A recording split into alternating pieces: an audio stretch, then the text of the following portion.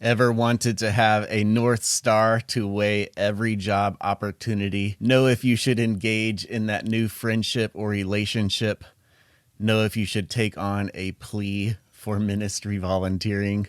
Or simply want to know immediately if your family is at a lower priority than what you want it to be for your life? Whether you want to change the world with a seed dream inside of you or simply be more present in your everyday life, the four-burner theory will help you to accomplish anything and avoid everything that is meaningless to you. The four-burner theory is powerful, but there are actually 5 burners that I wish I had been using for the 3-ish years that I've been practicing this burner theory as a guide for how I spend my time. Today you will learn what is the four-burner theory, how the four-burner theory as an exercise yields immediate wisdom for your day, what the 5th burner is that everyone needs, and the funny history of the four-burner theory. The 4 burners, what are they? It's basically your life, which is how you spend your time, your energy, and your resources.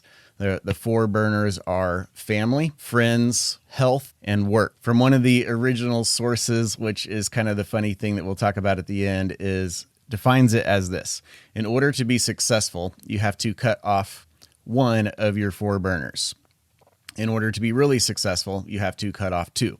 I agree, but that is not how I have used this theory as an exercise for the last 3 years. And this exercise alone is what I have used to determine my time, my priorities for my life, my priorities for my year, to really direct my life instead of drift in my life. In my beginning times of coming out of the depression that caused all of this preferable life stuff to start, I was broke. I lost a large, great paying job because of the depression. And so I began an entrepreneurial journey. I had to replace that income as fast as possible, and I have 5 mouths to feed.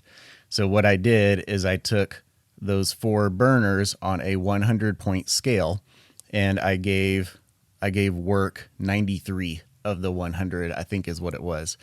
It was a very, very, very, very, very large percentage of time for that first year. I called it the year of the hustle, I think, or something to that extent. And that's how I have used this practice for the last few years, is assigning, allocating, predetermining every year. And if it's right now, it's April. So if you're hearing this in April, just do it for either the rest of the year or do this as a April exercise every year. New Year's resolutions are cool, but we fail in most of them.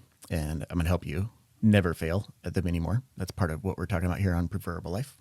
And then what that becomes is a North Star, which really yields immediate wisdom. Whenever you are presented with a opportunity, opportunities are abundant. They are presented to you every single day. It's part of the problem that's holding us back is too many opportunities and too little of actions. And what this will do is guide your actions into the buckets that are the most priority, the largest priority for your life right now. So that's how to do the 4-burner exercise. What's the 5th burner that I missed and that is not discussed in the 4 burners and is essential?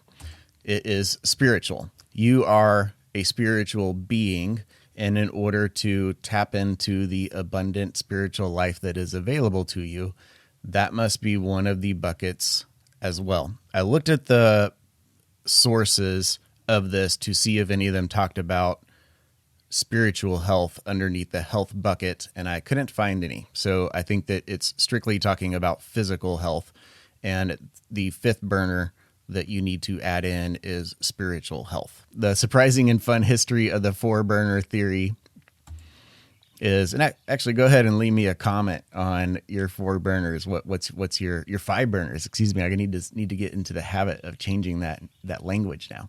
Let me know which 2 are the most important for you right now. That'd be fun.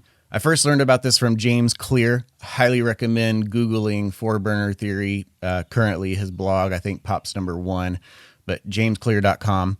Highly recommend his writing on it. It's really short for a James Clear article, and super, super concise, super insightful, super helpful in learning the weight that this four-burner exercise carries.